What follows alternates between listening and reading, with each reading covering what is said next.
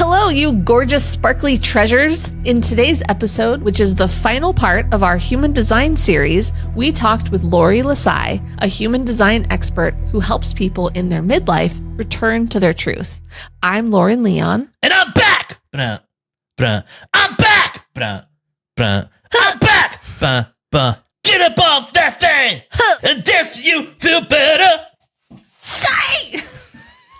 We are a married couple learning how to develop our own intuition, and this is episode 94 of Clairvoyaging.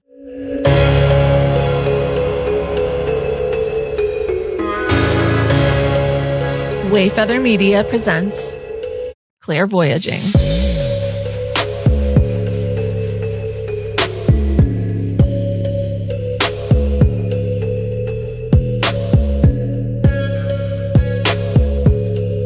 What's happening? Hello, pretty princes and princesses. Aw, that's nice to say. Guys, I've missed you. Can I tell you something? Yeah? You know what I was going to sing in the intro, but I decided not to? What? I was going to sing Sam Smith, but then I realized that when I sing that song, that I sound like Mickey Mouse. What song is it? I'm so glad you asked. You say I'm crazy because you don't think I know what you've done. Hey, Pluto! Wait, do you sing it like that every time? No, I just went to go sing falsetto, and I was like, that's Mickey. But when you call me baby, I know I'm not the only one. Oh, boy. Oh, my God. Thank you for that. Yeah. Thank you for sparing us in the intro, because I don't think I would have recovered quickly. But also, thank you for sharing. You know, I had a couple bouts of like kind of hitting the notes in some of the intros, and I felt good about it. And Yeah. I didn't want to go full ruin. Mickey. You don't want to ruin your flow. Sam Smith does the best Sam Smith. It should stay that way. You won't find this anywhere else on any other podcast, and you're probably surprised to find it here. Maybe a little regretful if this is your first time on the Clairvoyaging podcast. Then it's probably also your last. It might be like, well, we're gonna skip and find something else. But on that note, you guys, we've had some lovely 5-star reviews, and I just want to say thank you for that. My friends. Our pals. Thank you. It helps us grow and reach more people. So if you haven't placed 5 stars on our podcast, and you feel that that's in accordance with your emotions, inclined to do so towards our show, then we will be most grateful. Do it, please. Please do it. You know, we've been terrible at calls to action. Yeah. And I was reading a thing that was like, hey, you want your show to grow? Ask them to do nice things for you. Tell and I'm them like, to do wait, stuff. what? No, I don't tell anybody to do anything, and they don't tell me. No, we don't like to ask for stuff. We don't ask for support. We don't ask for help, especially this guy. Help me. But okay. But in this case, you'll hear us do it more now, because that's what they say you need to do. I love that you approach 100 episodes of a thing and we say, wait, marketing. We were doing it a lot more, and now here we are again. You're welcome. We got too comfortable. Also, we're going to keep it going and say, just a reminder, if you want to join the Clairvoyaging community on Patreon, come on over. The water's warm. It's beautiful. And it's only $4 per month. And they say that's so cheap. They do. They do say that. Lastly, but not leastly, check out our website for our most current services, because they're continuing to evolve as we increase and add more items. Evolve ourselves is what Yes, she meant to say. That, yeah. And while you're on our website, take a look at our merch page, because we have some cute new items. One of them is a license plate frame that says, I'd rather be clairvoyaging. So, you know, you could get a unique little license plate. I had to design I designed Hearts and Stars underwear, and Lauren said, please put those away. Do not put that on our website. Fine. He had underwear and boxers. You know what, you guys? If you want that, put a comment. Make daddy happy. Which is something that no one should say while talking about underwear. No. Also, there's a candle on there that says, "Don't bother me, I'm manifesting." And Frank designed all of these. And you know what? I just really like them a lot. So I wanted to share that with you. And now we're going to talk to Lori because she is a delightful person. What a knowledge fest we had. Yeah, it was a great conversation. And you've learned about the basics and the fundamentals of human design with the types, with the profiles. And she goes a little bit more into the channels and the gates. And specifically, we talk about some Saturn return style human design stuff. Yeah. So, in other words, midlife human design adjustments. Yeah. And it's really cool for those of us in our midlife. Also, one final thing. If you are on video, you can see, look at this. Lauren is wearing a tiny, it looked like she was wearing a tiny little elf hat, but there's an elf. You see our elf? There's an elf on the shelf. Her name is Figgy, and she is currently on the lamp. And it looks like I'm wearing her hat. So that's fun. All right, time to play it. Hit it. Let her rip! Lori, thank you so much for joining us today on Clairvoyaging. We are so excited to hear your story and how you use human design in your work. So can you give us some backstory? How'd you get into this? Tell us a little bit about yourselves. Yourselves? I told you I'm so tired. Tell us my a little bit self. about My one self, my single definition self. Thank you so much for having me, Lauren and Frank. It's great to be here. And yeah, I was a teacher for a couple of decades and then pivoted in 2021. I had started to dive into human design in 2019 and just found myself fascinated with it. I've always been interested in astrology and, oracle decks and all the woo things. Yeah. And human design just felt to me like, I don't know, like there was so much to learn. And still, I'm 6 years in and still learning. It's such an in-depth system. And I feel like it gives us language to speak to when we're going through big changes. So when I first started doing the work, I was just doing lots of readings, mostly for friends and family and, getting to know the system and kind of practicing with people. And then in the last year and a half, 2 years or so is when I started to talk more about its application in midlife. Because so many people in this phase of life are facing those big questions. It's your Uranus opposition is happening around your early 40s. That's the classic like midlife crisis kind of timing. And that's when oftentimes people get this, big life, some sort of life moment that happens that has you questioning things. For me, I didn't leave teaching until just before I turned 50.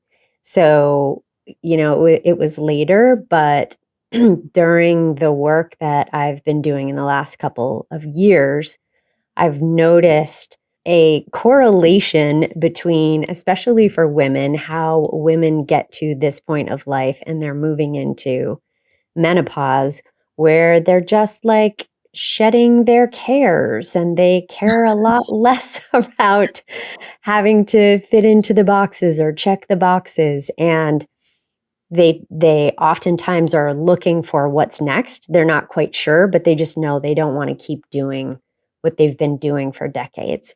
And so human design, I think, is such a fantastic tool to give you the language to start to get curious, and it gives you some direction because it asks questions or has the potential for questions that are focused on you, exactly you, and how your energy works and how you're, I say it's who you came here to be.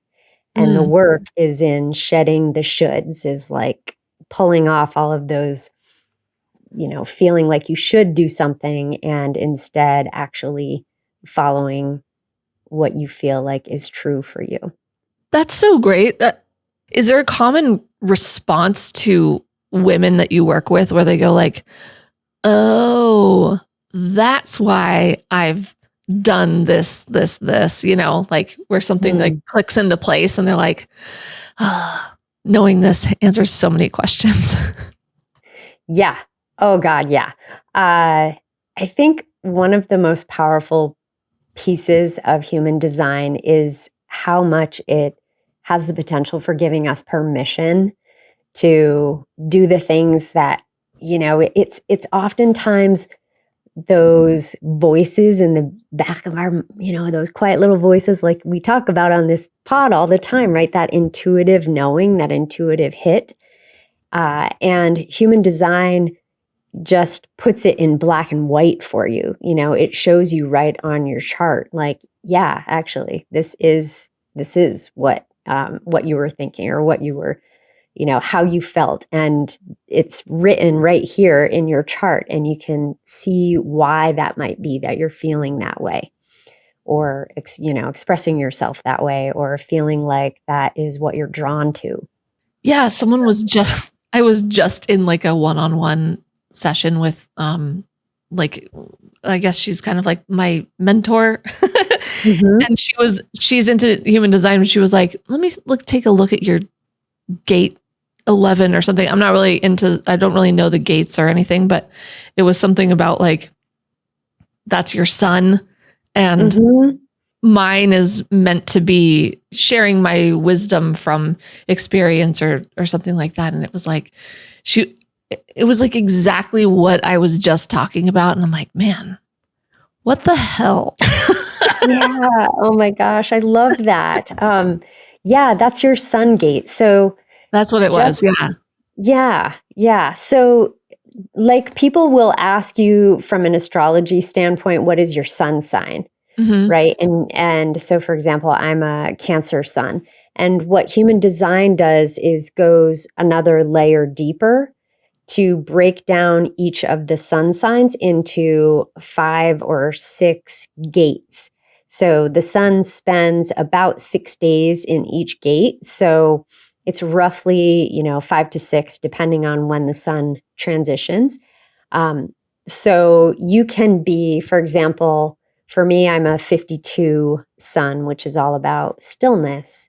It's all about, learning how to wait for the right timing, how to kind of chill and bring chill to other people. You'll bring that vibe, I will say. So, which is exactly, it's kind of your main vibe. And then the next gate that the sun transitions into after 52 is 39. So 39 Cancers, they're going to be, that gate is all about like fighting for what's right. And, it's kind of an activism type of energy where it's Cancer still. So it's like protecting your people and doing right by who you consider family and your tribe, so to speak. But it's a very different expression of the Cancer energy than like the chill, the kind of stillness in the calm of in the middle of the storm type of energy. So it's one thing that I love about human design is it's so layered. Obviously, it's 5 different systems thrown together. So you get that layered kind of feeling in the chart, and you can ask, more specific questions because of that. So, and your sun sign, your sun gate has the most, of the energy in your chart. It's 70% of the energy. So there's a lot there, but a lot of people, especially if they've been kind of, I call it shitting all over yourself, if they've been doing that. Yeah, right. If they've been doing a lot of that for their whole lives, then sometimes their sun sign can feel really like foreign, foreign to them. So, Oh, okay. Wait, this is the Yeah. thing I always say. This is the thing I always say. That's the thing. See, finally some confirmation. I'm always saying, like, there's some people who, like, you talk to someone and they're like, oh, I don't really believe in astrology. And then you're like, okay, hold on, watch this. I'm about to blow your mind. And then you go read their stuff and you're like, huh, that doesn't actually sound like you at all. That sucks. Yeah. But then I've always had a theory that, like, for whatever reason, those people have strayed so far from what they're supposed to be doing, and that they should be closer to what their astrological sign is actually saying about them. Yeah, totally. And they, I think it could be conditioning, it could be that they've been pulled off. It could also be birth time. Sometimes things change a lot with birth time. So there are parts of the chart that can change a lot. For example, the variables, those arrows up at the top and those numbers, those change very quickly over the course of a day versus, sometimes your type doesn't change as often.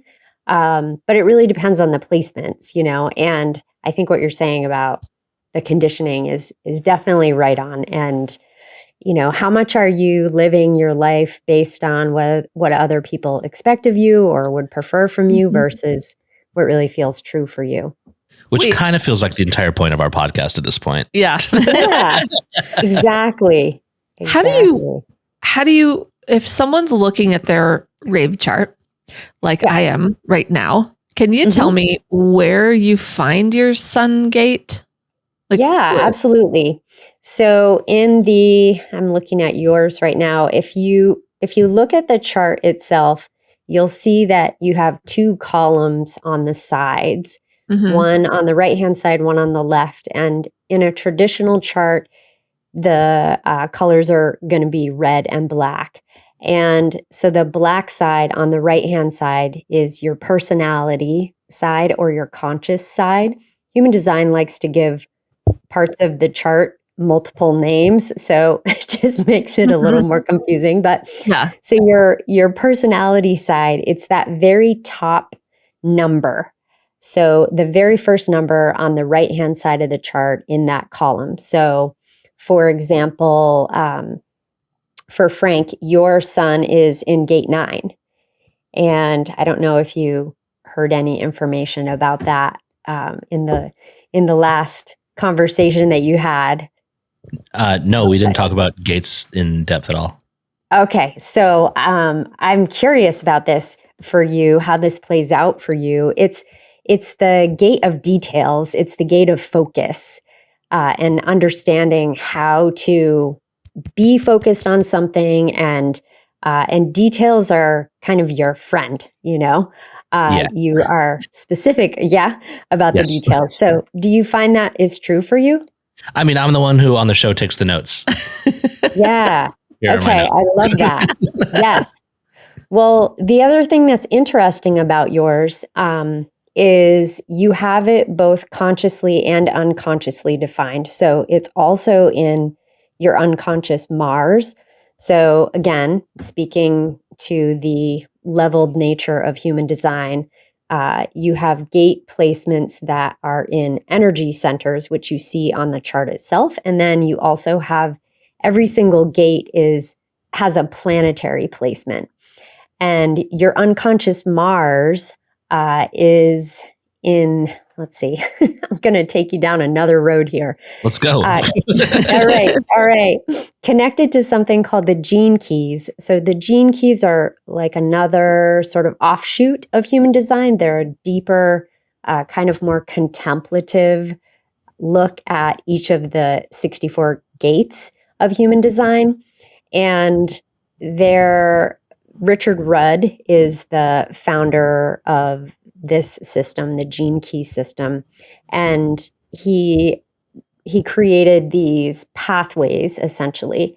And the unconscious Mars placement is an important placement because it's your core wound. So essentially what that means is for you, I kind of look at your body graph chart or your rave chart as a soul assignment It's like, this is the curriculum that you came in with. And so you assigned yourself like, okay, I'm going to have this core wound around details, around working in a really fine way about things, and also in a focusing. And potentially I might have some challenges with focusing. A lot of people who have only gate 9 and do not have gate 52 can exhibit mannerisms or characteristics of ADHD. Not always, but sometimes. And and so you said, okay, I'm gonna have this as my sun sign, and just to make it fun, I'm gonna make it my core wound too. So I'm gonna make it that thing that is like the Achilles heel of my life, and I'm gonna learn so much about it, and my sun is gonna shine all the light on it. And then when I feel like I've learned, this is going to become my medicine. This is going to be something that I can truly offer to others and help others heal where they have this difficulty. How does that resonate? Yeah. Yes. Yes. Okay. So, ADD. So this is how it presents for me. I love to learn. I have to learn. I do it all the time about anything, about too much. Of course. And you should see my to-do list. It is all important and it's all over the place. Some people will be like, I have to make that phone call or do that task. And I'll be like, I have to, take the car to the car wash, pick up the kids. And then I really have to figure out why succulents grow the way they do, because I don't know why they're so different from other plants. But I'm maybe not kidding. So yeah, it's like my like core interface in the world, but also I can get so buried in the things that I need to figure out and learn that sometimes pushing that all into like, okay, can we like do something that, I don't know, makes money now is a legit challenge. Yeah. So yes. Yes. So knowing what to focus on can be a real challenge with this gate. And I have the whole channel. So I have the 52-9. So the 9 is the complement, the electromagnetic to my 52. You can see the 52 is in the root and it's reaching up to the 9 and the 9 reaching down. Yeah. So when you have the full channel, then you have a little more, at least like natural energy to be able to like sit for long periods of time and focus on one thing. So for me, how that plays out is I can get into a project and work for hours on it. And I get so frustrated with people when they interrupt me. Oh yeah. Yeah, which versus, somebody who just has the 9 may not find that. However, let me just look. If you have anybody in your house, so Lauren does not have the 52, but if anybody in your house has the 52 and you're around them, then that's going to like lock in that energy for you. So I don't know if either of your kids have that. But they're, if you're ever around a 52, they're going to kind of help you with that energetically. And this is why it's kind of fun to go work in, a place where you're around other people, because you sort of borrow energy from other people. Yeah, we've like, Lauren and I have looked into the concept of like blending fields basically and like completing I guess circuits. What do we call it? Completing channels. No one in this house has. No, we are 52-less. Okay. But I will say that I have like developed some learned behavior of how to correct that. But it doesn't help my laundry list of stuff that I want to do. It's still hard to choose what's the next correct thing to get into. Yeah. Yeah. And I mean, you're a manifesting generator and you're a 1-4. So the fact that you're a 1-4, so I'm talking about your profile now. Yeah. The one, wait, yes. The 1-4, that one line is what you're talking about. Like, I want to know all the things about all the things, right? Yeah. It's like, I can't possibly know enough of the things. And then you find something new and you're like, oh my God, tell me more of the things. So it's, That is exactly it. Yeah, that's it. That sounds right. Yes. One lines love that. And I'm speaking to you from a fellow one line because I am a 5-1. So Oh, okay. yes, so I can relate to that. And for you, it's conscious energy. So because it's in that first line placement, you're getting, it. It's there, and you can talk, easily and freely about it. Versus for me, I mean, I'm aware of it, but I don't necessarily, I don't know. I think other people see it in me more so than I see it in myself, Huh. And then that 4 component wants to be, it's a networking, a community kind of vibe. Yeah. But it's also because each of these lines, the 1 and the 4 are in the trigram. They're on the lowest part of the trigram. So the 6 profile lines are split into 2 trigrams, 1, 2, and 3, and then 4, 5, and 6. And when you split them up and you look at the 1 being on the bottom part of the first trigram and then the 4 being on the bottom part of the second trigram, essentially what that is telling you is how important like foundations are for you.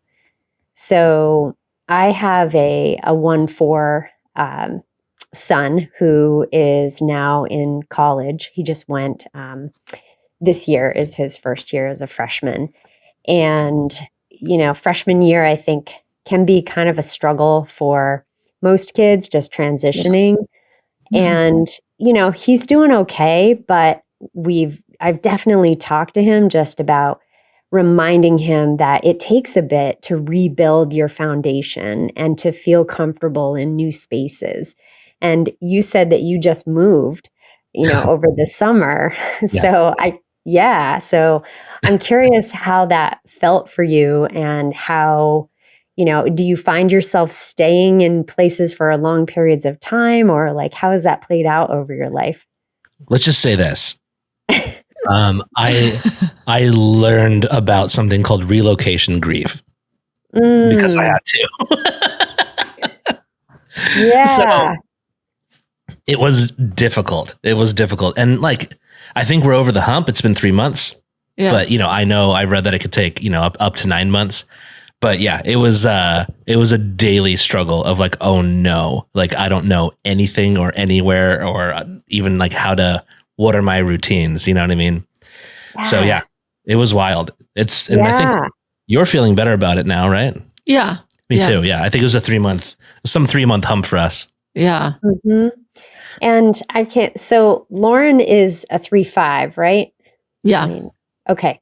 So for you, like, these kinds of big transitions will probably feel a little bit different. I mean, obviously you're partners, so you're going to feel the energy that both of you is experiencing. But for a 3-5, I'm married to a 3-5, and I mean, I think he's an intense guy. I don't know if, especially, and he's also a manifesting generator. I don't know if you feel like you identify with intensity as part of who you are. Not Yes, really. no. That's actually kind of funny. Yeah. I wouldn't say I'm like, I feel things deeply.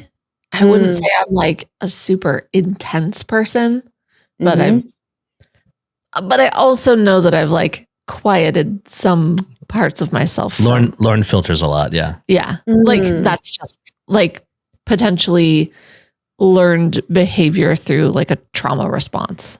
And from being a woman in this world. And that, yeah. Right. And that. Yeah. That's a really great point, Frank, because I think that I think about the manifesting generators the women who I know who are 3/5s, and intensity feels like a positive, attribute for men, but I'm not sure if it feels like that for women, right? Women kind of, right? So I would say, and you have 6 of your energy centers are defined. So there's, you do have a lot of energy that you're sharing. And the 3/5 component is like this. The reason I say intense is because there's this real experimentation component to the 3, like throwing spaghetti at the wall, seeing what sticks. And maybe literally. And then, yeah. Okay. Yeah. And then from those experiments, you're solving problems. That's the 5 piece. The beautiful combination of the 3/5 is that when you're solving problems, it's not just from, oh, well, I learned this, from a book. I learned this from my research. It's more like, I learned this from real life, struggles and figuring it out on my own, which I think can lend, its own intensity to what you have to offer and share. But I'm curious if that resonates. Oh yeah. Yeah. I have a lot of things that I'm able to tell people, like, well, don't do this because I did that and it didn't go so well. Like, let me spare you, 5 extra years of being in the wrong relationship or at the wrong job that's like draining you, or, so many things that I can be like, can I talk to you about it? Because I want to tell you what my experience was and maybe it'll help you. I love it.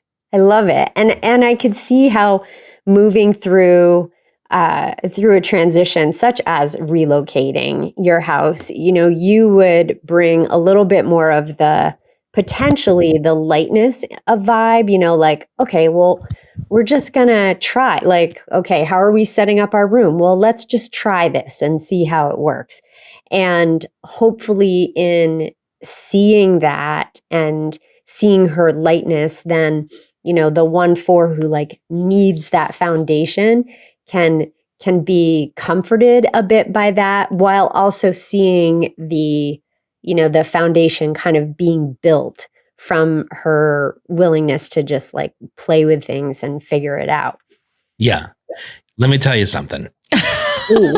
The older that I get, I'm becoming a little less comfortable going into situations that I don't know like what's going on or where it is or where's this place, like where do I park? Like yeah. Huh? But if Lauren's there, I'm always just like, she's like, I consider her my like on the road like field tester. She's like, oh well, this looks right. I'm always like, I need your eyes. I love it. I can focus in on the wrong thing. And she's like, how did you not see that sign? Because I wasn't expecting it. And oh my God, that's exactly. I'll see it in like 2 seconds. I'm like, you're supposed to go that way. And he's like, what? He's like 20 seconds behind me. And I'm like, come on, follow funny. me, buddy. I consider myself very like perceptive, but I have to move at the pace that I'm comfortable to perceive all the things I want. Which is actually really funny because last night, as an example, we're still in the process of like getting all the stuff out of our last town. So I still had like a travel trailer that was over there. So last night, I had to hook it up to a truck and like drive it out here to San Diego, which is a long drive, right? And like, when you're pulling a trailer, you got to move a little slower. You just got to be safe. You got to cruise. And once I got to the area that like, closer to San Diego, an area that I'm not super comfortable with because I was driving so slow, I had more time to like kind of look around. I was like, I don't recognize any of this. Because there's something about like pacing and like time and processing time for me. Or usually I'm just like, oh, okay, Lauren, tell me where to go. Like, I trust you. She's like my Google Maps. But you were on your own. I was on my own, alone, and and scared. I I So, love it. yes. And it's, I can hear your gate 9 talking, it's that like hyper focus on Yes. something, but not necessarily the right thing Yes. necessarily in the moment, right? 100%. Yeah. Yeah. I like that as my general problem in life is Wait. just focusing on the wrong thing That's sometimes. really funny. You were considering like years ago getting a tattoo that said focus. Oh yeah, I was going to get a tattoo that said focus. Oh my God. It's right. If this stuff isn't real, I like, know. I know. what? It's so funny. I think it's because you like wanted to remind yourself to focus. It was to choose a focus. Yeah, it was yeah, to always yeah. try to focus on one thing Mhm. instead of everything. I'm always, like I said, my to-do list. Yeah. Yeah. It's your core Oh, that's wound, so funny. Yeah. It's going to continue you came here to learn that lesson, So not everyone's core wound is also their Mars, right? That's just a special Frank thing. No, not everyone's core wound will be their sun. Your son, But I'm sorry. Yeah. but your core wound is your Mars placement. That is your unconscious Mars placement in particular. But Where do you see your Mars placement? It's that these are like the astrological symbols. So yes. I don't know which one Mars is. So Mars is the circle with a little arrow pointing out of it. So in the chart, it's above Jupiter, which looks like a 4. Mine says 33.4. What does this mean? It's going halfway to 13. Going halfway is called it's called a hanging gate. So and it can be either dormant or hanging, I guess. So if it's in a defined center, which means the center is colored in, we're getting into a lot of the like more advanced principles here because we're talking about gates. So Yeah. hopefully your listeners are keeping up with us or just like willing to listen and, learn by osmosis here. Yeah. So you have 33 is reaching for 13. 33 is in the throat and it's reaching down for 13. And so because it's in your defined throat, which just means that your throat is colored in, it's called a hanging gate. And what that means is in order to really kind of feel the essence of this gate, you have to lock in, you have to like borrow the 13 from somebody. Otherwise, it's just kind of sitting there chilling. It's not like really going to, feel activated to you all the time. And then the dormant gates are in undefined centers. So if your center is white, then it's undefined. So for example, you have gate 46 in your G center or your identity center. That's a dormant gate.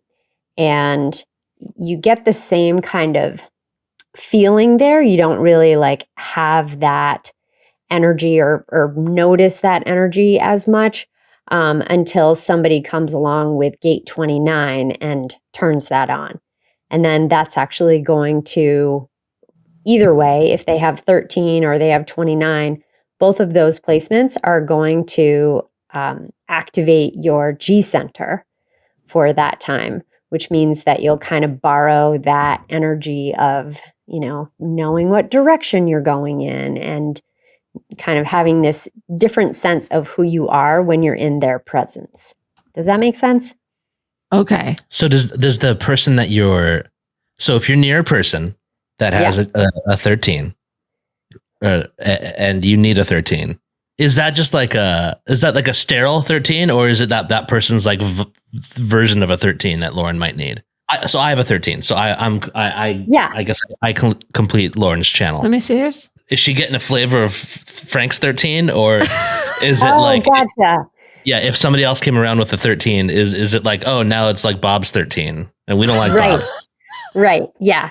I would say that it's specific to the individual. It's like Frank's 13 or Bob's 13 because we break apart human design to teach it, but in reality, we're one human.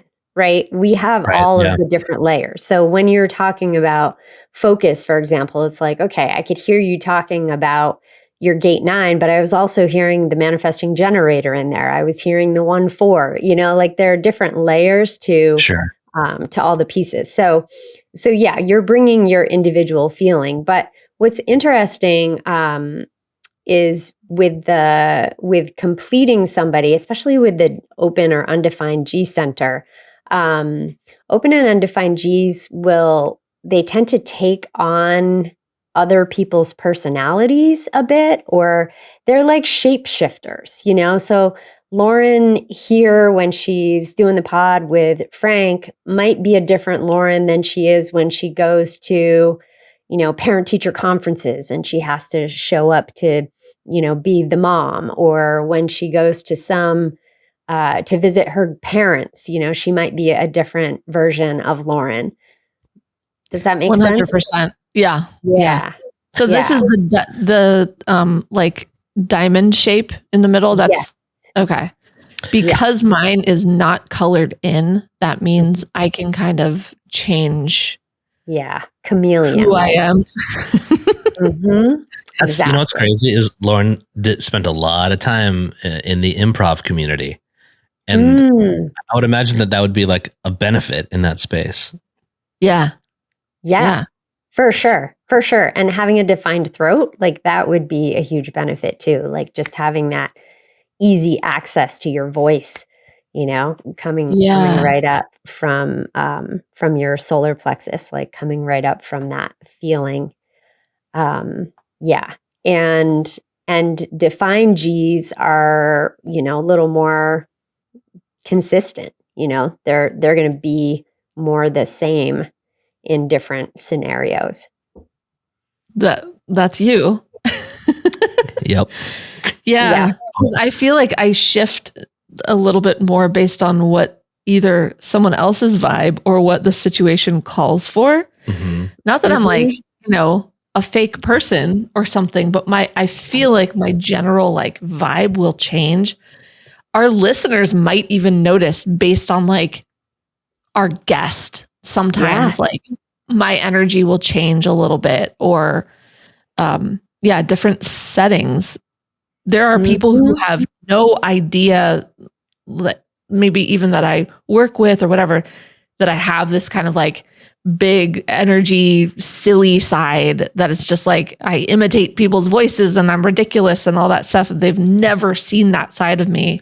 Yeah. It took a while even for like me to show certain elements of myself to like your parents, who are very open and funny. Right. But I would like come out with like, a ridiculous song or a weird impression or something. They'd be like, what? Who is this? Or they'd see me perform or something and be like, what? Right. Yeah. You mentioned earlier that something about being in a relationship for too long. And this is something that I have worked with a number of clients about in regards to relationships, thinking about leaving relationships. When you have an undefined or open G center, it's like you are taking on and amplifying the energy of the people that you're spending time with. And it can be really hard to understand that who you are when you're with that person isn't, a reflection of who how your truth is actually expressed. And it's important then for you to be with somebody who you feel really good with, who you feel like comfortable with, who you sort of want to be able to say, I love who I am when I'm with you. That is such an important phrase for an undefined G. Oh, I love that. Yeah. That's so interesting. Do you find that a lot of like women that are maybe, I don't want to say crisis, like midlife crisis, but like that are maybe having that transition, like they have the open G center? I wouldn't say that it's enough to, say it's a pattern necessarily. But I mean, the G center is also the center for direction. So certainly if it's undefined or open, that just means that you kind of function in a way where life has to just kind of bring you stuff and it unfolds, versus with a defined G center, they're more like, I know where I'm going. I'm headed here. This is kind of the road I'm on. This is the path I'm on, versus, the undefined can be like, well, what do I do? Where do I go? What do I do now? What direction do I take? God, story of my life, Lori. Yeah. Yes, which is why it's really important to use your strategy and authority, which are, those are kind of the hallmarks. Like, we're getting into a lot of the specifics of human design, but it always comes back to just trusting that intuition, trusting your inner knowing for both of you. Well, wait, are you both emotional? Yes. So for both of you, it's about taking your time to make decisions and really feeling into it. And for no timeshare Frank, meetings. No timeshare meetings for us. It's a bad call. oh my God, right? Yeah, no. Anybody who wants you to make a decision right away, just tell them no, period. Yes. Literally. Did I just say that the other day? Yeah. I will not get pressured into a decision again. Yes. Good. Yes. Yay. Oh my gosh. It's such a game changer for emotional authorities to learn that, and it's hard because our society sort of applauds people who can make in the moment decisions, like it's some kind of superpower, right? Oh, you have such authority if you can make a decision right in the moment. But it's like 50% of the population is designed with an emotional authority. So half of the world is here to like wait. That's so important. Yes. And for Lauren, your emotional authority is connected right to your throat. It's an unconscious channel. I would just encourage you to like talk things out, when you are making decisions. I think that would be really helpful. And then, but for Frank, it's a little different. He does have his sacral is connected right to the throat, but that's a different kind of energy. He doesn't like his ability to talk through emotions is going to be different than your connection to it. But your connection to your desires and what you really want, that's what's fueling your decisions. It's coming from the heart center. So to know that about one another and to know, okay, well, in our decision-making process, it's going to take us time. But for Frank, he's going to be bringing to the table what is really sitting on your heart? What is your kind of being selfish? Like, what are your heart's desires? And then for Lauren, it's going to be more like talking out your feelings about it. So it plays out in different ways. What's funny is now that I'm thinking about how we like talk about like group decisions, family decisions, a lot of the time it's like, it's like, oh, well, I'll sit down with Lauren. I'm like, you're not talking. What do you want? What do we want? What do we want? Because to a certain extent, I'm like, what do I want? But then Lauren starts talking. I'm like, that feels good. Yeah, I like this. And then she's like, okay. It's just a weird like dynamic. Yeah. I love it. But also, if I don't have the opportunity to like talk through something, or if you're feeling like crushed for some reason, then I'm like sometimes I'll be like, just let me speak, because I'm working through it as I'm saying it out loud. And right. Yeah. And I think sometimes because you don't do that, right? Yours is all up in your head, and I'm like, I'm working this out as I'm saying it. I don't need you to fix it yet. I just need to let's chat it out. Let's be clear. It's not up in my head. My head is just spinning possibilities. But when we make decisions, I do like feel it first. Right. Right. Yeah. Oh man, I can give you options for days. Wait. Okay. I have a question about the authority, because one, can you just give a brief explainer on authority? And two, I feel like I get kind of both things where some people say if your authority is emotional, it's that sacral, like it's a yes or a no, like just ask yourself that question. Mm-hmm. But then I also hear that it's emotional. So I get confused easily on this. Yeah. So authority is your inner decision maker. And what human design teaches is essentially it's not about making decisions with your logical mind. It's about tuning into what feels right, tuning into that inner, like knowing, inner intuition. And then there are 7 different kinds of authorities, though, and they work differently in our bodies. And even within the authorities themselves, like even if you have the same authority, like we just talked about, you both have an emotional authority, even those can function differently, So, so emotional authority is 50% of the population. The main thing that needs to happen for you if you're emotional is taking your time. That's kind of the big overarching theme.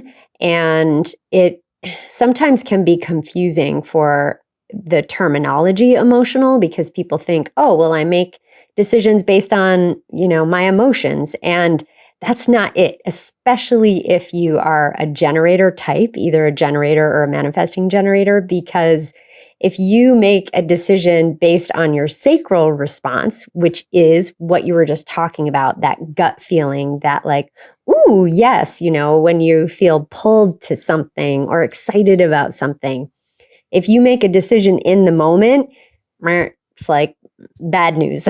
Like you don't want to do that. Instead, you want to, this is for all the generator types who have emotional authority. Instead, you want to just listen to that initial response from your sacral because that is important. It's informing you. It's giving you like the initial yes, but then you want to wait and see. So, for example, let's say that you decide you're going to take a family trip to Costa Rica and you pick some dates and you pick a place to stay, or you're looking at places to stay and you see one that looks great and you're super excited about it and you get a sacral yes, which means that you're drawn to it. It means like you're leaning into your computer like, oh my God, this place looks amazing. It's so beautiful. It's got everything we want, so what you want to do in that moment is just bookmark it and then wait some time and then say, maybe the next day somebody, you ask somebody, hey, we're going to Costa Rica, we're going to, Tamarindo.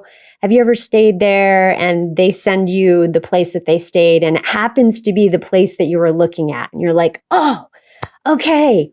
Here's a breadcrumb. Here's the universe like giving me the nod. Okay, that is good news. And then maybe you go to book your flights and the flights line up perfectly. It's going to get you on the front doorstep just at the right time for check-in. That's another like green light.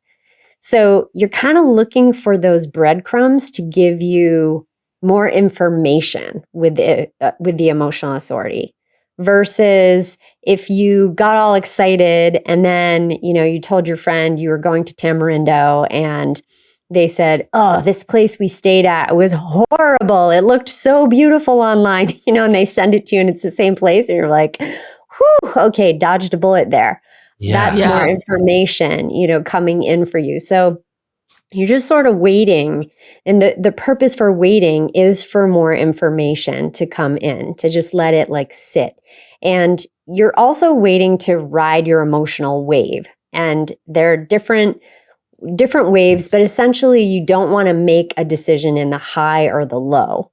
You don't want to make the call if you're feeling really bummed out, and you don't want to make the call if you're feeling like super excited.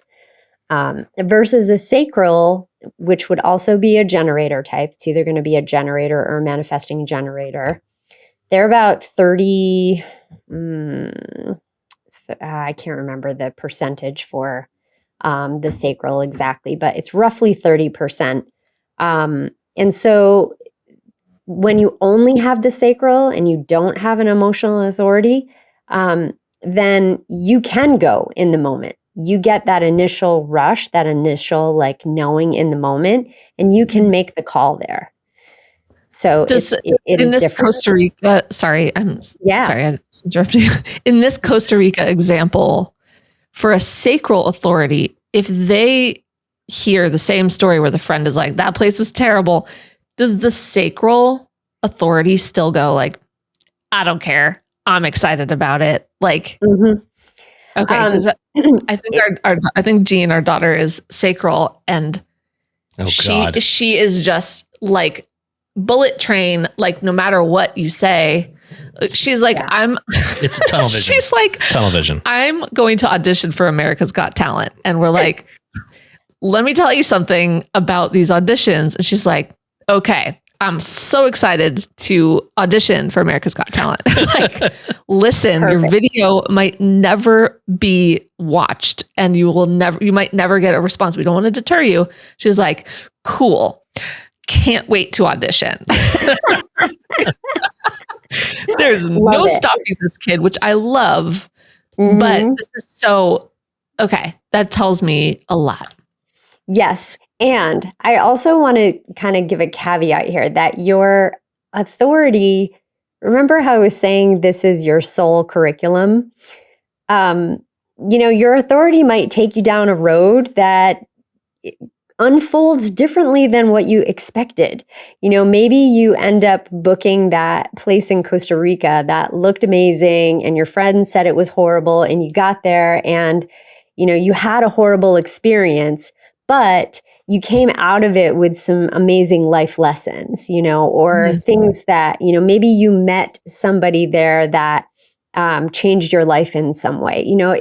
It's really, this is the challenging part of like trusting your body and your body's response, and then being able to look back and reflect on, okay, what did I get out of that?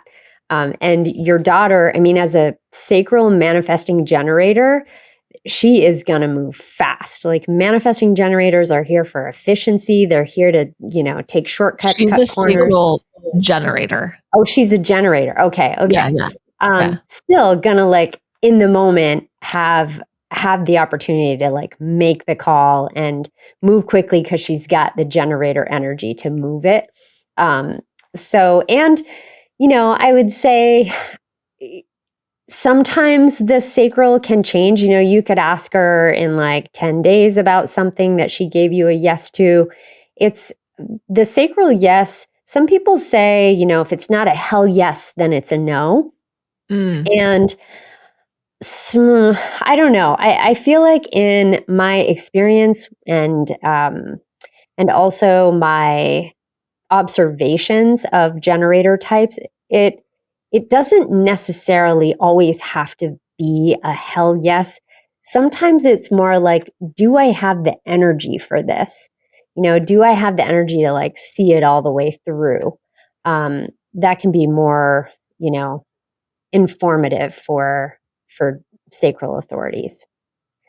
Yeah. Okay. And there are 5 other authorities. I don't know if you want to talk about them. That take a bit to get through them, but there is a degree of waiting on, all of them to some extent, waiting for something anyway. Yeah. Who doesn't have to wait? Who's the let's go? The closest would be sacral and splenic, and I guess probably ego too. So sacral and splenic are very much in the moment. The ego is a little more like, I think it takes a little more reflection because it's about what you want. It's about like your heart's desire. Versus splenic is more about what's going to keep me safe, what intuitively feels right for me. Sacral is that gut feeling. And then you have self-projected, which is when you're talking it out according to like what feels right for you, what feels like who you truly are. It's called soundboarding, but basically like you were mentioning it earlier, something that you do, Lauren, when you just talk it out as you're processing it and saying it out loud. Soundboarding is when the other person will reflect for you what they heard you say not what they think you should do, not an opinion, but like, hey, I heard you say this, and I heard, your voice sounded really excited. It sounded like your words sped up, or maybe it was the opposite. Your voice dropped and you sounded really unsure of yourself when you were talking. Those kinds of things can be really helpful. And then there's mental authority, which is being in the right environment and doing the same thing, using your voice. And then reflectors have what's called lunar authority, and they have to wait the longest. It's literally like seeing patterns, over a month. We talked about that a little bit on one of our last episodes. Yeah. That one's a trip. Waiting on the moon to make a decision. Yeah.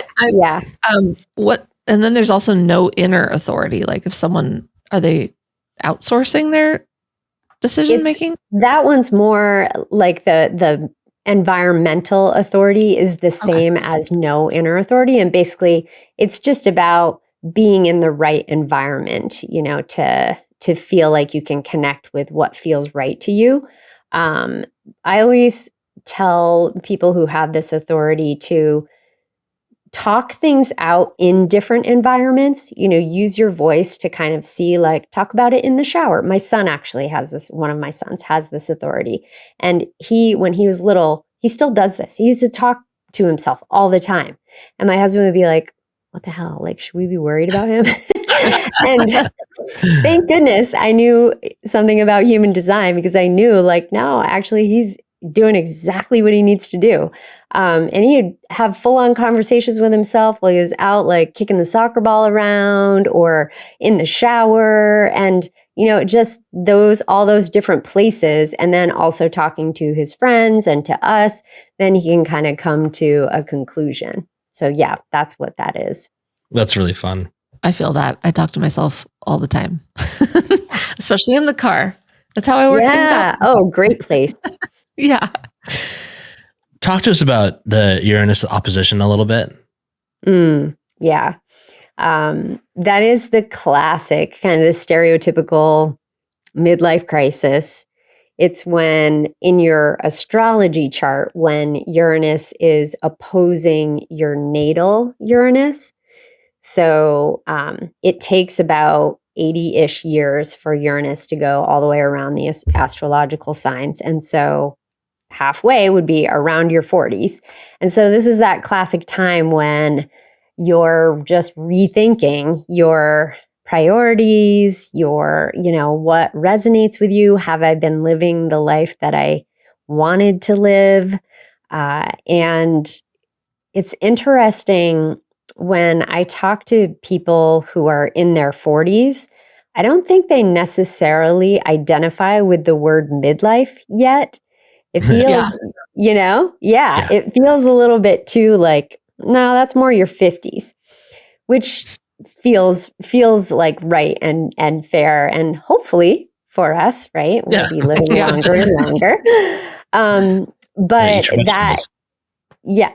that Uranus opposition can be a time that just stirs up some big questions, and an opportunity, I think, that allows us to see, ask those questions. Like, are we really building the life that we wanted to, or are we just kind of checking the boxes that are expected of us? So now tracks. How does that trigger something in human design, or is that, how does this play out? So astrology is one of the systems in human design, like with all of the gate placements, and there are transits, that happen. Like the sun I was mentioning goes transits each gate. The moon will be in a transition. So, but I would look at the Uranus opposition as being more of an astrological happening, an astrology placement. But how I would use human design during that time is just say, okay, let's look at your chart and see, how are these things playing out in your life? If you have an undefined root, for example, are you feeling like so stressed out all the time? Are you feeling like you're running yourself ragged all the time? Are you trying to keep up and, have a to-do list a mile long and feel like you'll never get it done, and that you have to check off all those things on the to-do list before you can possibly relax. Are those some of the things that maybe are happening for you? And if so, then this is an invitation to be like, okay, how do I start to, separate from that conditioning, and how do I start to turn that into wisdom instead of, running around like a chicken with my head cut off all the time? There's something else I actually want to check in with you on about this is that, okay, so like even according to the stars, everyone has signed up for a Uranus opposition. Right. But very few people acknowledge that they might be going through a thing right now. And also like societally, like when we talk about a midlife or a midlife crisis, or it doesn't sound very good. It's something to avoid. But if it's just something that's like mechanically built in, like how can that present, and what the hell are we supposed to do about it in order to like address it in a healthy way? Yeah. I mean, if you make it to the age of around 40, between 40 and like 42, 43-ish, I mean, yeah, if you make it to that age, then your Uranus is going to oppose your natal Uranus. That's going to happen. So, how do you make it a good thing? I think awareness is always where I start with everything. Anytime you want to try to solve a potential problem, you have to first be aware that something is happening. So understanding like, okay, this, I can look. AstroSeek is the website that I use for astrology transits. It's totally free. You can go on and put in your birth information, and you can see like, about when will my Uranus opposition be happening? And then and you're like, okay. And then, it's surrender really, because you didn't come here to Earth school to like for everything to be a cakewalk, right? You came here to have the human experience. So this is like a checkpoint for you. This is your soul giving you a test, your quiz time. It's like, okay, here you are. It's time for you to just take stock of how you've been living your life. And do you like it? Do you like who you're becoming? And if not, where do you want to pivot? That's so interesting, because I feel like it's either you lean into what does this mean? Like, what is this transition period for me? Or you ignore that and you go, it's time to buy a convertible or have an affair or like, leave the country and like abandon everything. Totally. I feel like those are the, classic like American crisis ways to manage emotions. Yeah. 100%. 100%. And I guess I want to have also some empathy for those ways of expressing that, because sometimes it's not always conscious. Right. Totally. You may just feel like restlessness, like this deep, deep restlessness, and you don't really know what it's about or why it's here. And so you're just trying to fix it or change something. And those outward ways of changing, they do change something within you. Those experiences that you have definitely change something within you, but it doesn't always have to play out like that either. You don't have to go into debt and buy the convertible or, wreck your life with, a second family. Yeah, exactly. Wait, so can I ask you this? Is there like, is there a window in which you're supposed to address this stuff? Or is it like, once this happens now, like anytime you're ready, like, or is it like, I need to do this at 42? I mean, I would check your specific transits and see when it will be happening for you. And then again, it just goes back to that awareness, knowing.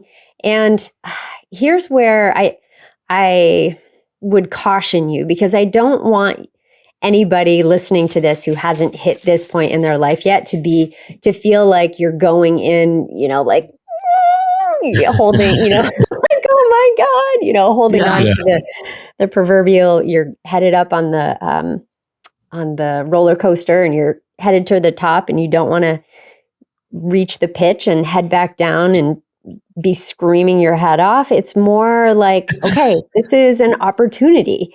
It's just a place to look back and take an assessment of my life. And it's an invitation for you to do that. And I think the more proactive you can be, the less it's going to feel like such a major, challenge in your life. I think that's the thing that like is really important that I'm picking up on here is that like we do always talk about a midlife crisis and how do I avoid this? And it's like, no, it's gonna happen and it doesn't have to be a crisis. Yeah. Exactly. Like you're gonna have this experience, you're gonna have this thing that I would put it this way. You're 40 something now, and you've had plenty of time to stray a little bit from things that feel right to you and like are in your life path. And now this is a great opportunity to catch those because they might be predominant enough to identify and correct. Exactly. All right. Yeah, that's beautifully said. I like to think of it as a portal. It's not a crisis, it's a portal. Redefining it as such is so much more empowering. But also I want to like keep That's better in than my mind- example of saying that this is the TSA check for how things are going. But also like, I don't know. I always think about like someone who's beyond that stage, who might be in their like late 50s to like mid 60s, who maybe now think like, it's all my chance, like my opportunity has passed or whatever to, course correct or set things right. But because we're kind of just specifically talking about like being in your 40s or whatever, but right. Like I'm sure you work with women who are like, oh my God, I don't know what to do with myself. I'm 65 and am I done? Yeah. Yeah, it's interesting. I have had a lot of women lately coming to me who are in their later 50s and early 60s. And what I have noticed about that particular group of women is that it feels much more like a spiritual journey. Like they're really looking to deepen into that and bringing more meaning into their life. They've already checked all the boxes. They've already been through the transition. They're already as women into menopause. And so at that point, so much of the societal expectations of the roles that they should play as women have kind of fallen away. And this is the first time in their lives where they really get to redefine everything. Oh, wow. I love that too. Yeah. I think that's so empowering because we like media in every way has just like signed off on anyone like 60 plus. And when you really think about it, it's like you're still like pretty young. Like when you think about, the fact that you could live till you're 90. I mean, Lauren and I started picking up on it, but like, and I'm guilty of it. I used to say it all the time, but this thing that we all go around doing of we turn 35 and start saying how old we are is kind of devastating. It's so bad. It's so not good for you. Like I like refuse to say it. Yeah, I don't say it anymore. When someone turns like, I mean, you can get less 30. cool. You can get less cool for sure. And I have gotten less cool. Oh, but sure. I'm getting old. Come on. I'm not getting old. Yeah. I'm getting ripe. I'm too old for that. Or like, oh, we're old now. No, it's like, shut up. Stop telling yourself that. You're just going to, you're going to make your body crumble faster. Yes. 100% you are, especially with defined throats. The words, if you have a defined throat, the words that you speak are like manifestations. You are speaking your reality into existence. So really paying attention to the words that you say is important. And I mean, this goes for undefined throats as well, but I think understanding that you create your reality by your thoughts and what you're saying out loud to yourself. Absolutely. And I mean, I'm 51 and no, 52. See, you forget. You're like, wait, did I lose a year? I'm 52 now. And yeah, it's, I used to think 50 was old, and now I'm like, what? I am just getting started, people. Yeah. So Yeah. It's a big deal. So many people think they're done. They're done. I hit 40, I'm done. I Yeah. hit 50, I'm done. What am I going to do now? Well, you can do everything now. What do you Why are we mean? doing this to ourselves? Yeah. Stop doing that. absolutely. That's so fun.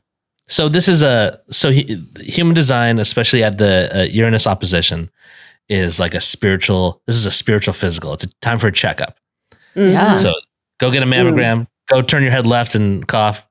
but on the spiritual sense, you know, it's I love it. And you're Dr. Lori. You're getting in there. You're that is perfect. Yeah. Spiritual, physical. I like it. I like it. TM, trademark that. Yeah. That's great. Yep. That's cool. Lori, tell everyone how they can work with you. Like, where can they find you so they are midlife or otherwise can work with you? Yeah. So easiest way is to go to my website, lorilisai.com. And all of my offers are there. I do have a podcast as well called Midlife by Design. It's like Midlife by Human Design. And I work with people in a coaching capacity. I also teach workshops locally, and I just love using this tool to help people because it feels like that giant permission slip that they've been looking for, that they don't even necessarily know, that they were looking for it. But it essentially gives them the permission that they have been wanting so that they can be who they came here to be. What a fun conversation. You explained it well. And it was like, yeah, I was finally able to keep up with the gates and channels better than usual. your chill rubbed off on Lauren, and it worked out for the best. Yes. Excellent. Took on your chill. Excellent. All right, Lori, thank you so much for hanging out with us today, and we'll talk to you soon, okay? All right, sounds good. Thank you. Thank you for listening. Visit clairvoyaging.com for merchandise or to access free resources to help you on your spiritual journey. Subscribe to our Patreon for more content or join for free to chat with us.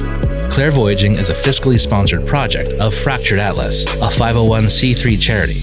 Make a tax-deductible donation to support our mission to foster understanding, respect, and curiosity for diverse spiritual belief systems. Clairvoyaging is a production of Wayfeather Media.